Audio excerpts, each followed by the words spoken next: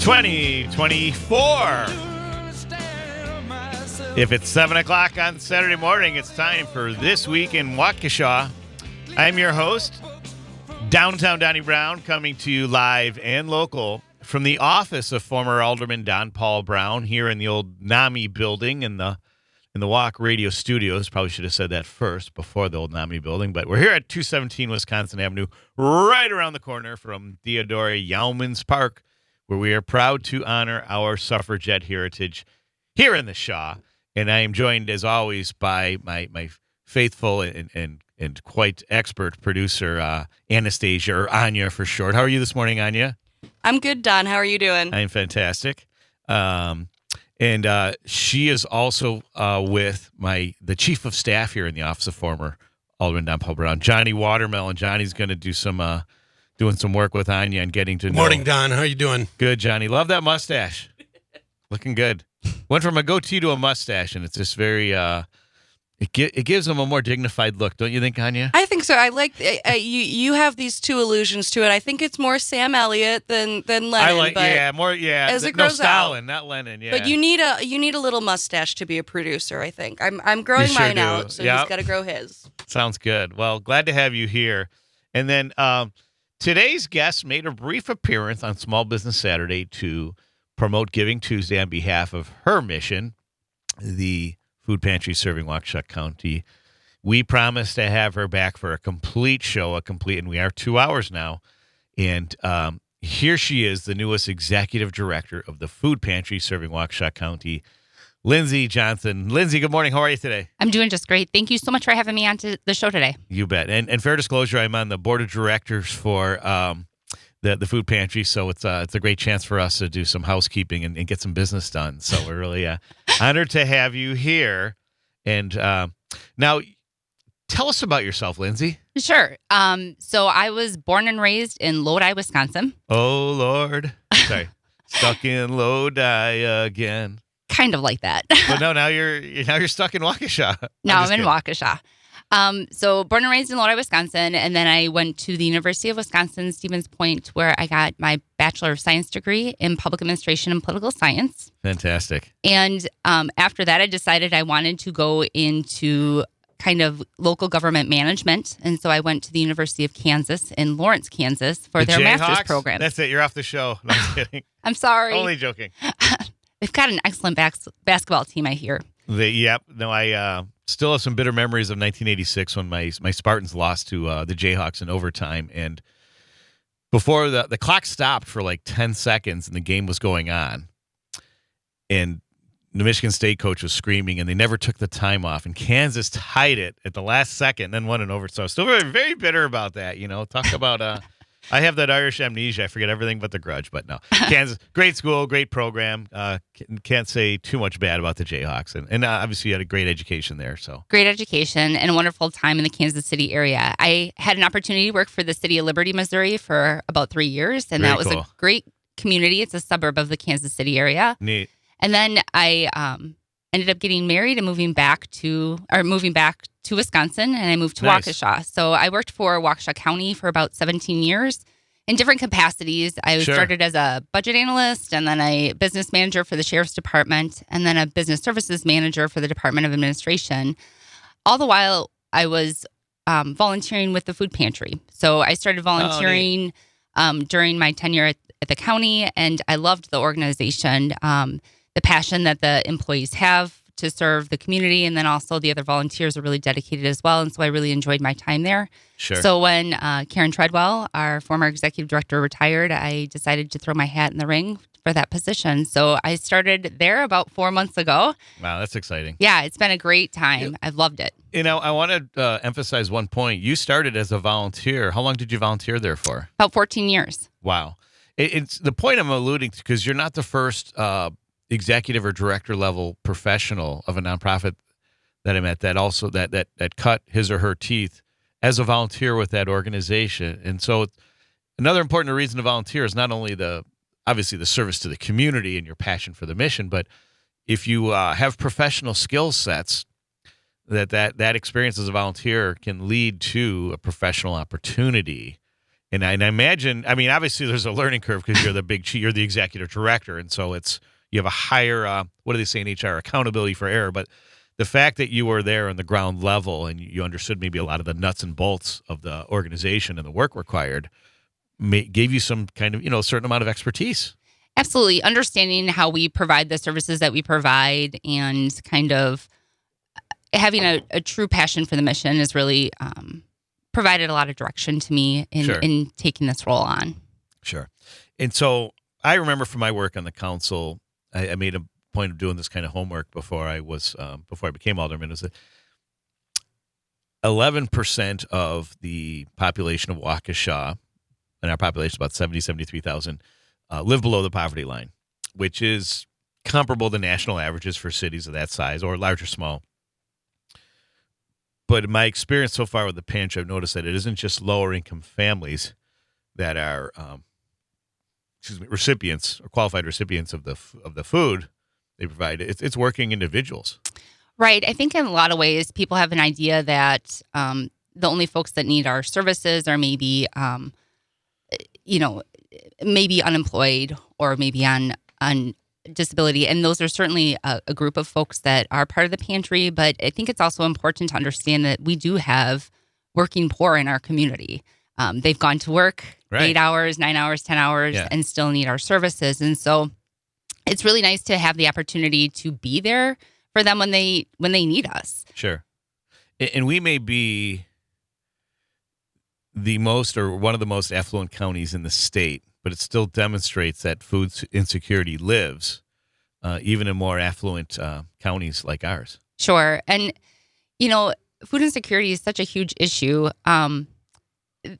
They'll do studies that will talk about things like lost productivity because of food insecurity. And they'll say something like $5 billion a year nationwide is lost because of food insecurity, productivity loss. Or they'll talk about the amount that it costs in additional education costs because kids aren't getting the nutrition that they need. And so, there's a real cost to us as a community to have people that don't have access to food. And so it's really important for us to acknowledge that this is a need and there's consequence if this need isn't filled. Yeah, absolutely. That's another great point. And I'm sure there's also it obviously impacts health, mental health and physical health.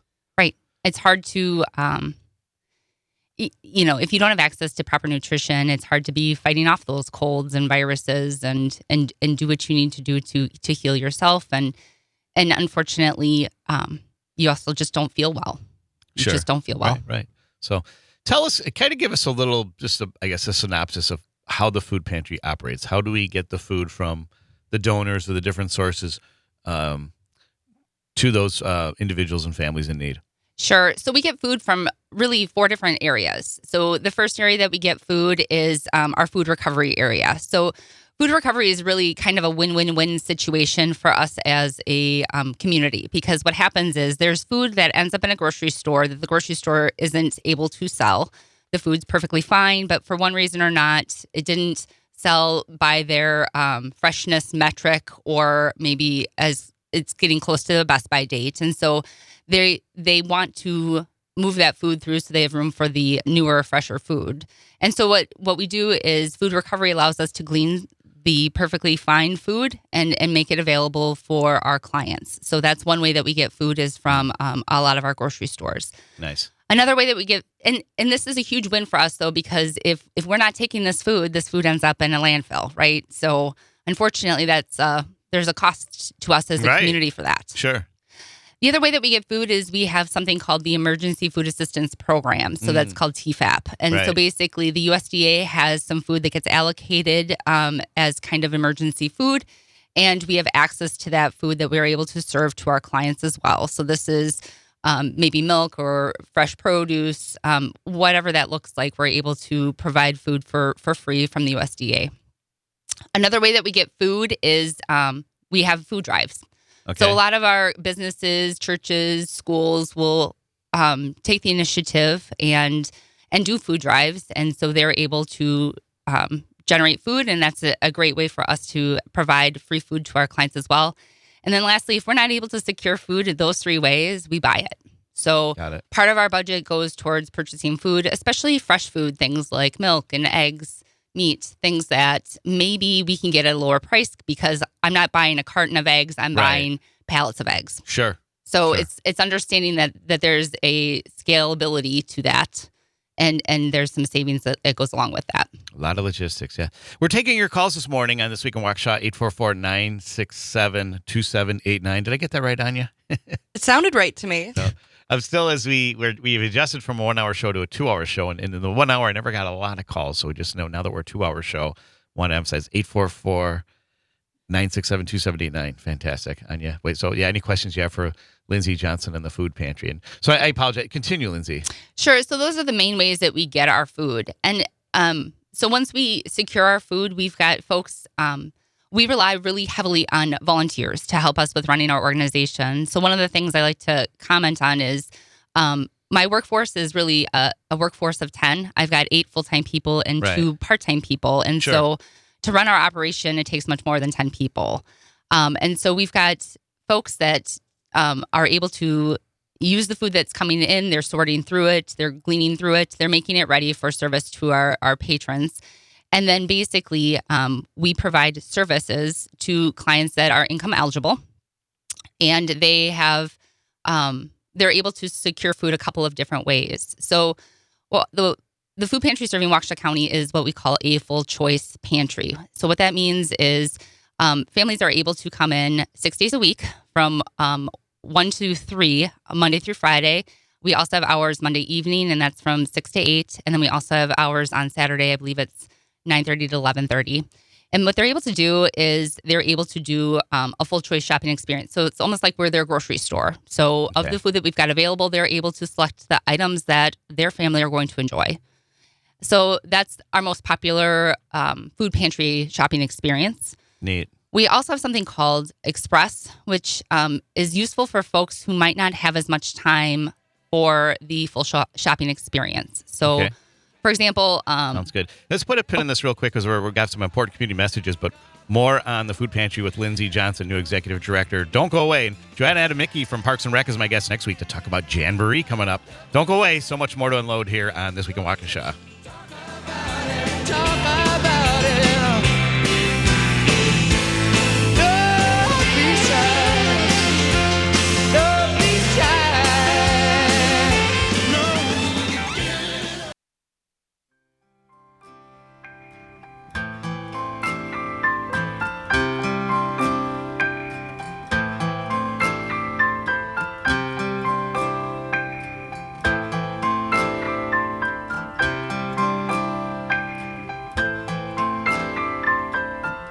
Sky is falling, the streets are full of tears.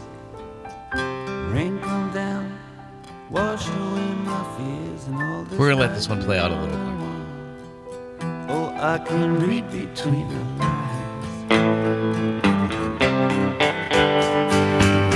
Rain come down, forgive this dirty town. Rain come down, give this dirty town a drink of water.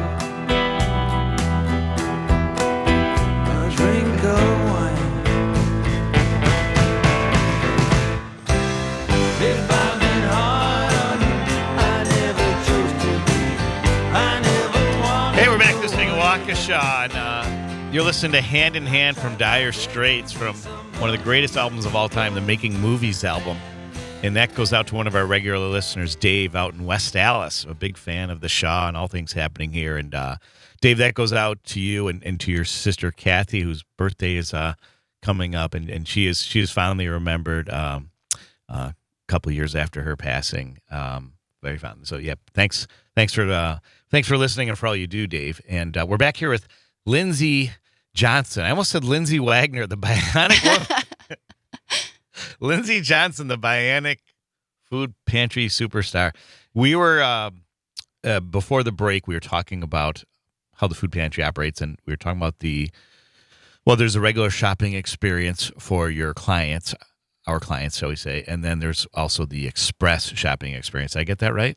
That's correct. So what express shopping is some of our clients would prefer a pantry experience where they might not have as much in-person contact, or maybe they have more limited time to go through the pantry. Sure. experience. And so what we do is with Express, they might not be picking out every single item that they're getting, but they're able to pick out the main things. So they're able to let us know if they want milk or let us know what type of meat they want.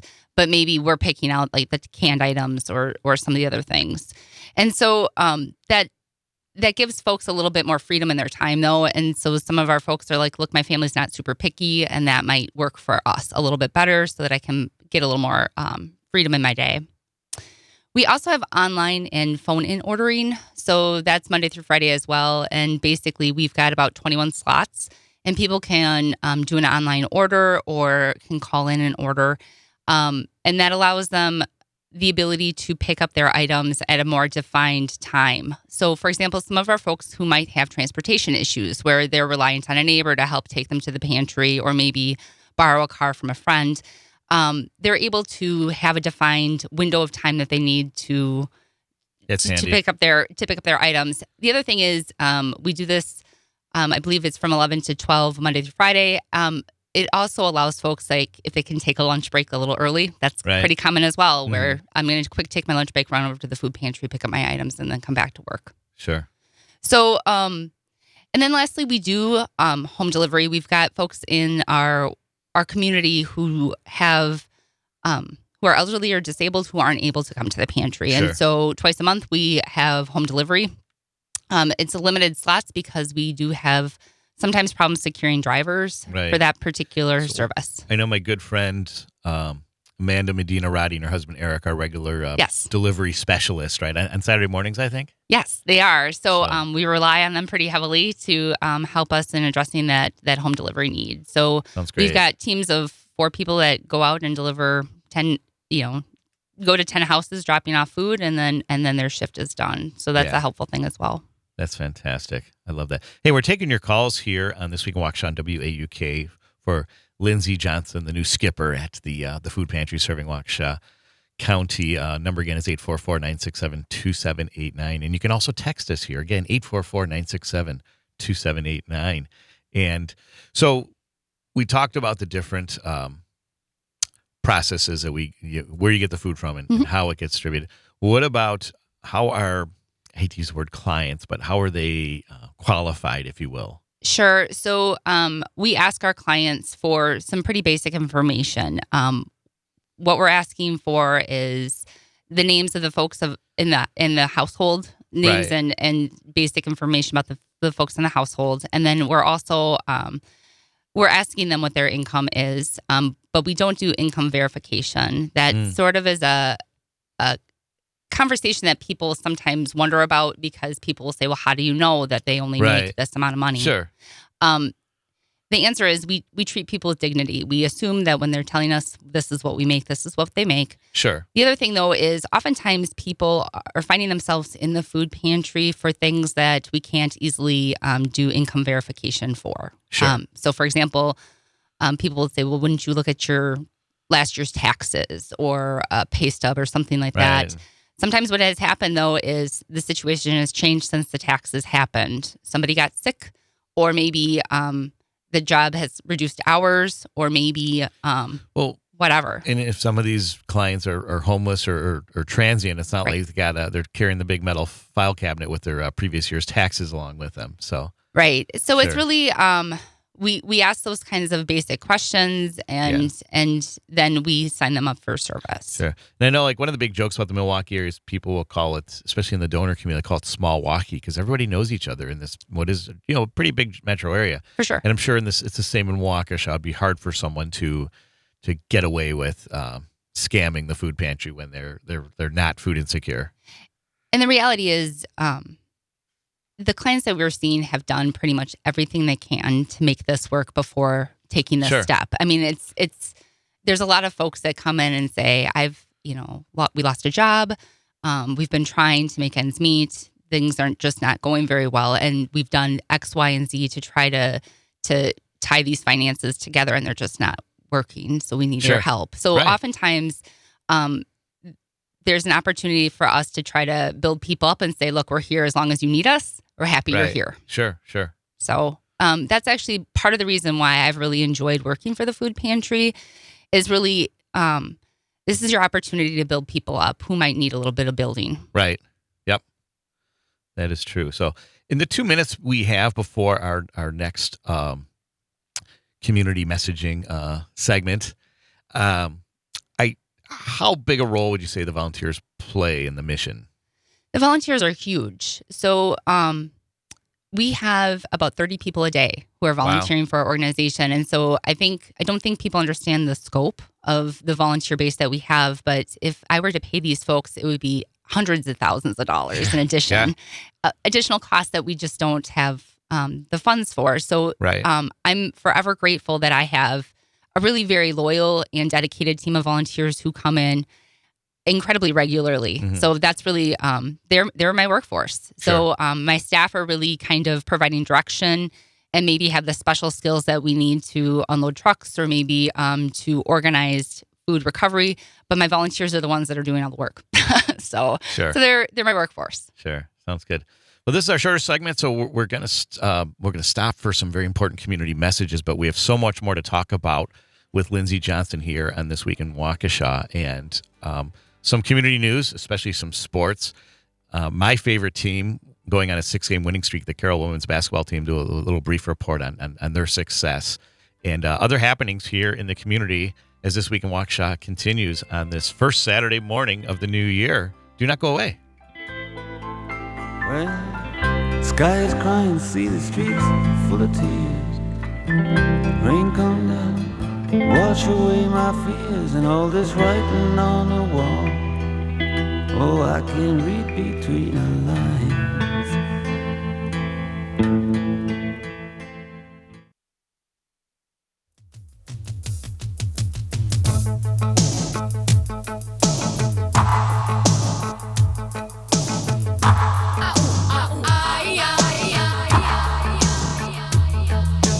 Living on free food tickets, watering the milk from a hole in the roof where the rain came through.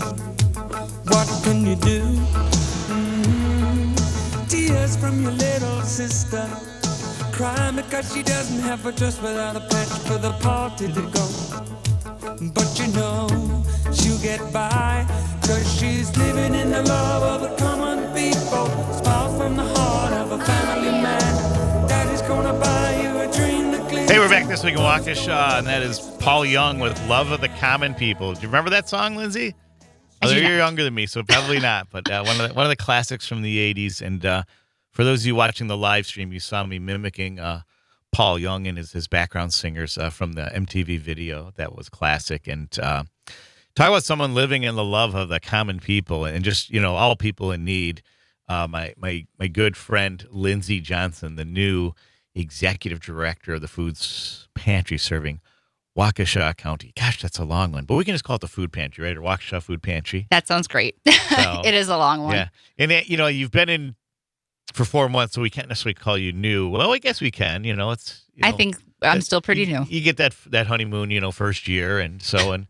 Well, and as, I've seen in the committee meetings, there's a lot of work to be done.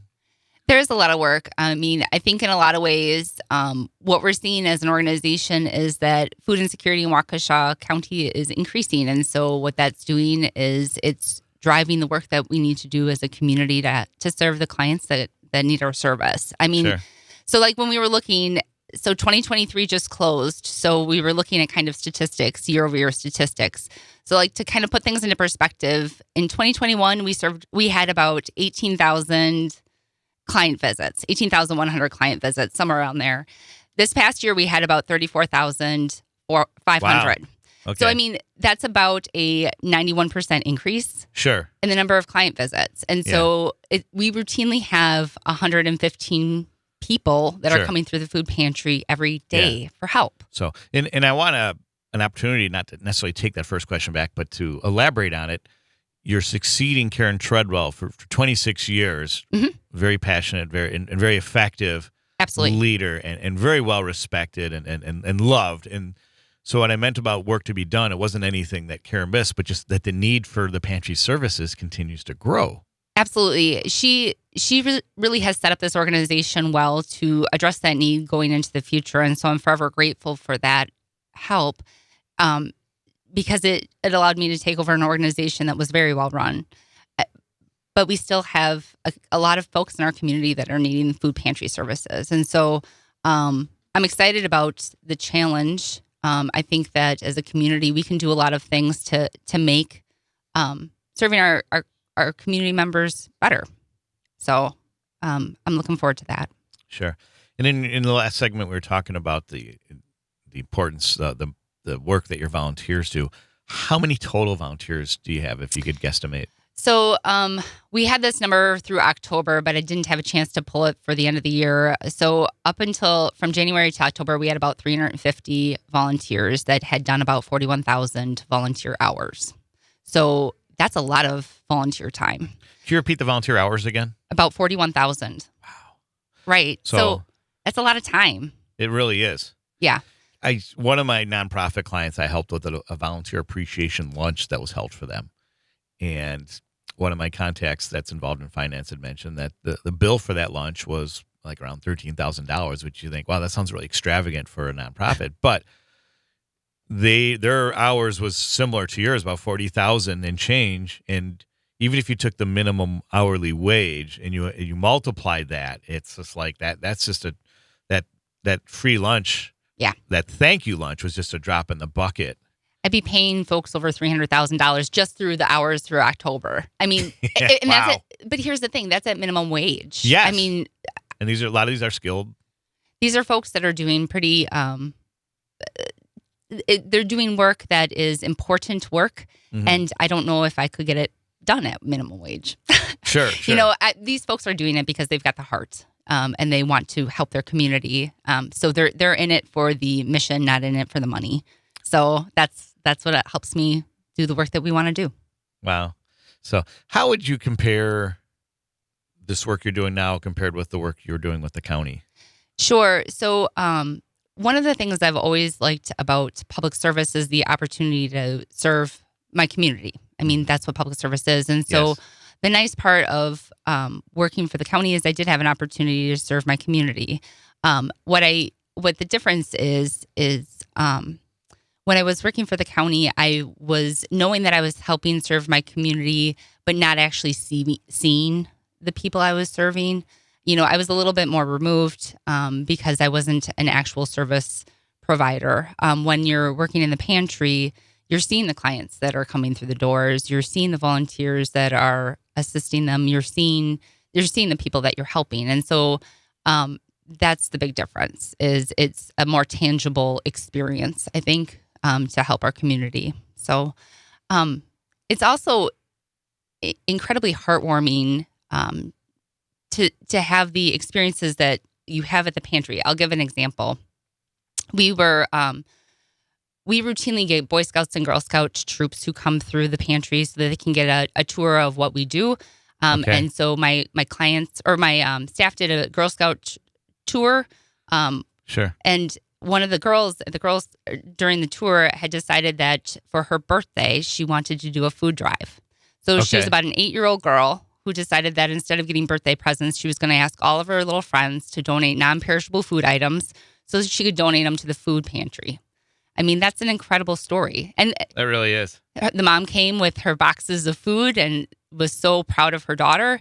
And, you know, we couldn't thank her daughter enough for being so generous in spirit to give back to her community. I mean, those are the types of things that is a little bit of a difference. Sounds great. Hey, we're taking your calls here and texts. I just received a text and I'm not able to answer it readily. So you're better off texting 844-967-2789. Appreciate the text from friends.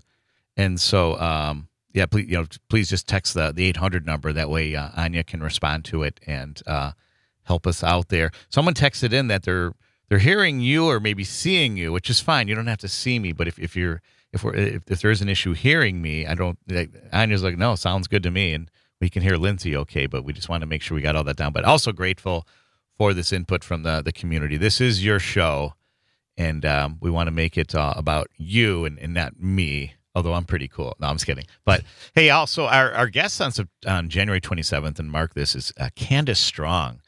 And this, I want to thank Luke Mathers, our head of operations or executive producer at Civic Media, for turning us on to this. Candace she oversees an organization called, and I want to read this correctly here.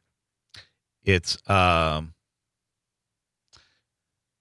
and Lindsay, let me have you heard of this. It's called Trisha's Troops Cancer Connection. It's a nonprofit organization that provides care to cancer patients during and after their diagnosis. It opened a new headquarters in Waukesha last year and is celebrating its 1-year anniversary. Candace she did this in honor of her sister, Trisha Wright, who was diagnosed with an aggressive form of cancer and passed away in 2012. And so they created Trisha's Troops in her honor to help other cancer patients through wellness, exercise classes, mental health support, nutrition, and more. So we're really excited about having Candace on the 27th. So tune in for that. And it's got to be pleasing for you, Lindsay, that there's other great nonprofits out there serving specific needs for specific people in the community, especially cancer patients. Actually, there's lots of partnerships that I didn't even realize we have relationships with other nonprofits. And so that's been a nice part of the pantry service as well, is understanding that we're here to help other people succeed in their mission as well. So when there's opportunities for us to be helpful, we like to be helpful. Yeah, and you take, if someone gets diagnosed with cancer or any type of debilitating or life-threatening illness, that safety net isn't necessarily there, and food insecurity then becomes a factor. And so it is great that we build a strong network of community support here in Waukesha. And so that reminds me, too, is I want to give a big shout-out to Metal Tech, who made a $25,000 donation for the parade memorial. I know the goal is to hit $400,000, and they put a big dent in that. Wow. They had a big presentation at one of the recent city council meetings, Mayor Riley and the big and large. So that means so much to have that kind of support from our community, especially our business community. Mm-hmm. So that was big news. Hey, other news, too, is I want to give a big shout out to my good friend Rebecca Beretta, who works in Senator Tammy Baldwin's office. She paid a special visit on behalf of the senator to La Casa de Esperanza, and she was there to learn about the La Casa's weatherization department. I believe that visit was on Thursday or Wednesday, but her visit also included opportunity to learn more about the other amazing programs at La Casa. And Rebecca was also able to see the charter school in action and witness the passion that the teachers have for the students there and for their classrooms. So we want a big thank you to my friend Rebecca, and of course to Senator Tammy Baldwin for the close attention they're paying for our community. Rebecca's very passionate, like yourself, Lindsay, and really does a great job representing the senator and representing our interests and needs to the senator at the national level. So that is greatly appreciated. And going back to Candace Strong too, is if you do have a story to tell about Waukesha, please, there's if you go to civicmedia.us or to walkradio.com, there's opportunities to send an email in. And like I said, Luke Mathers, all the way at the top of the organization, sees these and says, hey, you guys should take a look at this. So very grateful for that. And do we have a caller on you? No. Okay. Working on some other things here. So anyway, so where were we? I know I keep throwing in some community business. So I wanted to. Sure.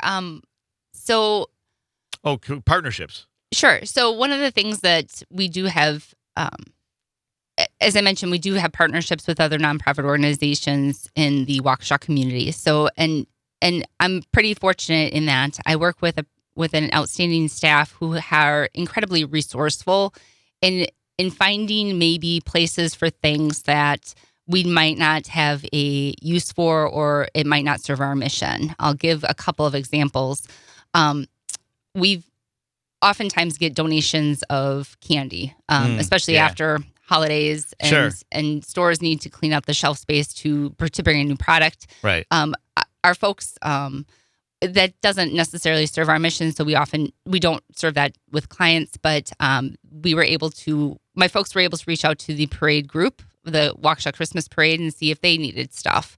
And so, very smart. It's a nice opportunity for us to do quick little partnerships, so that we're able to just kind of unload what we might not have use for, and they can certainly use it. I mean, what parade have you gone to where there wasn't a shower of candy? That's for sure.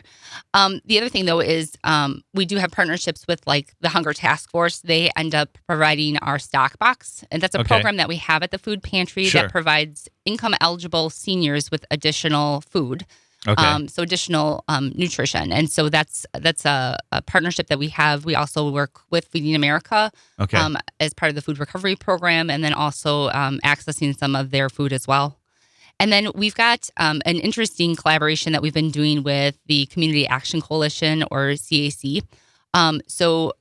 Since this past, I think it was probably maybe more like June or July timeframe, we've been the CAC TFAP hub. So what that means is there's the part of the emergency assistance food. The part of the emergency food assistance program is that they deliver food to nonprofits that qualify for that food, and CAC is the entity that does that for Waukesha County.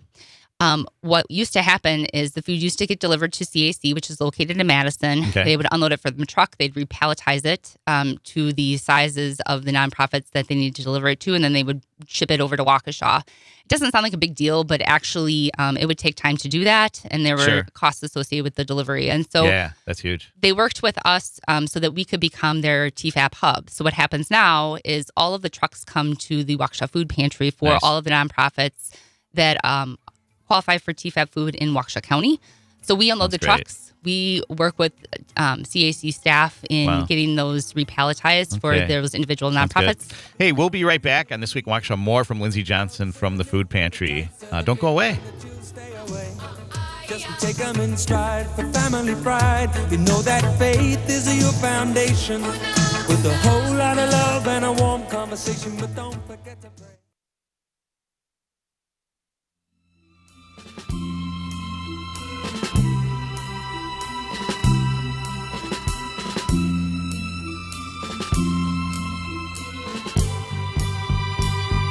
Seven lonely days and a dozen times ago, I reached out one night and you were gone.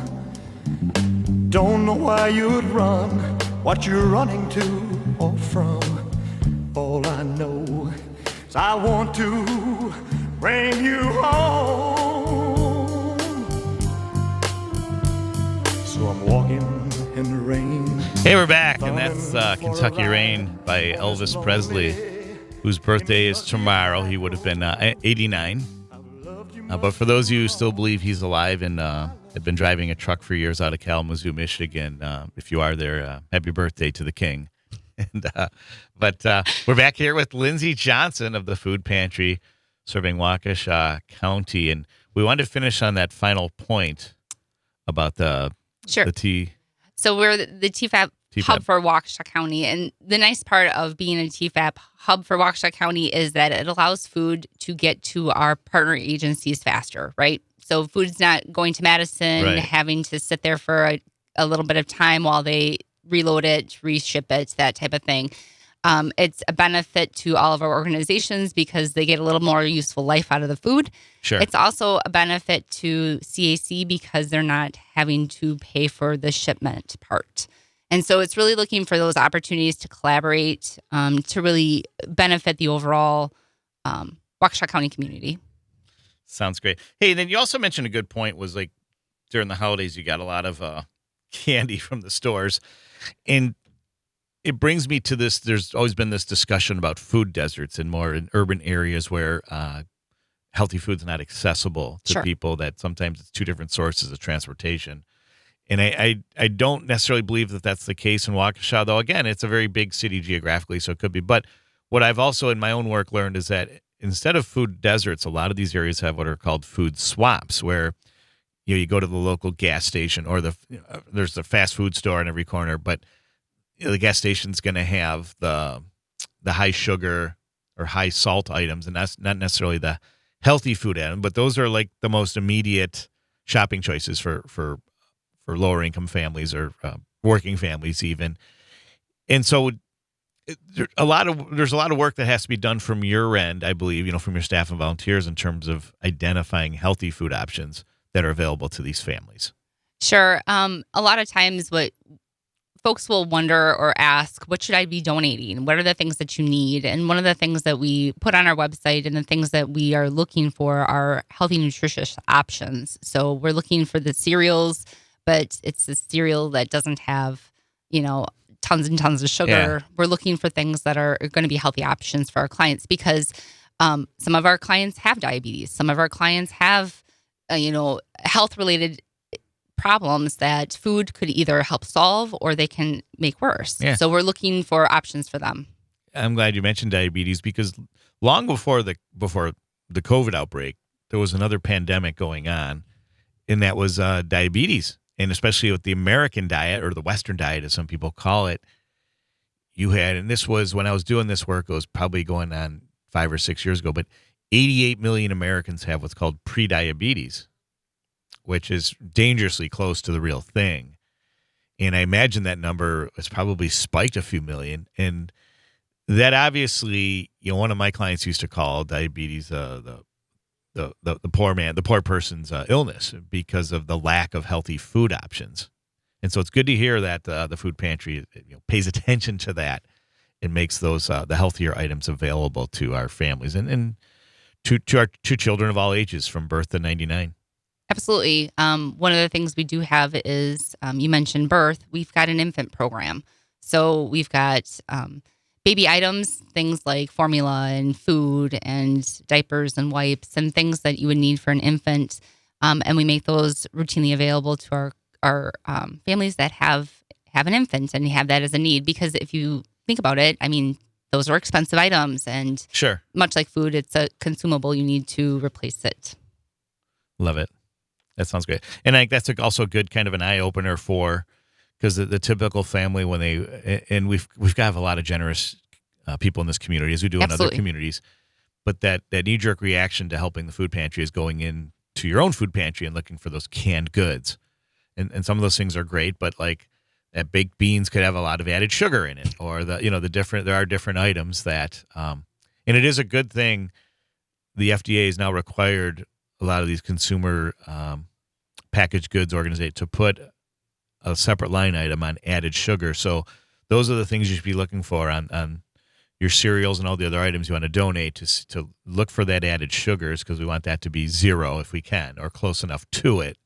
Because you made a good point that cereal now, since the 1940s, is low-fat dessert in terms of your choices. And you need to be eating more Cheerios out there. That's my shameless plug. There you go. So, but yeah, so is there literature or on your website and maybe in your collateral that kind of educates donors on identifying the specific needs? So we have it on our website and we routinely update it. What folks will say is it looks very similar to what it looked like 2 months ago, but right. A lot of the items that we hand out are really kind of core items to our organization. So sure. We're always looking for canned fruits and vegetables. We're always looking for a high grain, like multi-grain cereals. We're always looking for rice and pasta and things like that. And so because those are items that are always available, and so we always need to replenish those. Sure. In the minute and a half we have before the end of this first hour, we talk bread, carbs, but bread is okay, right? Especially if it's multi-grain or whole wheat. Right, and we do get a fair amount of bread donations from a lot of grocery stores, and so we are able to get that handed out to a lot of folks as well. So sure. So we get nutritious options that we're able to hand out to our clients. Do you get a lot of olive oil? No. Okay, because I think that would be a great choice to have for families instead of butter. It's a healthier choice. Sure. For sure. And we don't buy butter. Sometimes we do get butter. Yeah. Sometimes we get butter that is available, but that's not something that we make as part of our core offering. Sounds great. Terrific. So when we come back from this next, again, I promise some reporting on our local sports as well as some more local news and a quick reflection on this, the third anniversary of the January 6th attacks, especially an act made by one of our top city leaders that drew worldwide attention during that date 3 years ago. And of course, so much more to talk about with Lindsay Johnson of the Food Pantry and how individuals can support the food pantry in different ways. So more specifics on that when we come back for the second hour on This Week in Waukesha. Do not go away. And hey, if you notice that thin white sheet of powder on the ground, don't panic. It's snow. I know we haven't seen it in a while. We probably forgot, ironically, here in the Great North. But we're supposed to get more of it later, so stick around. More on that. With a prayer that I'd find you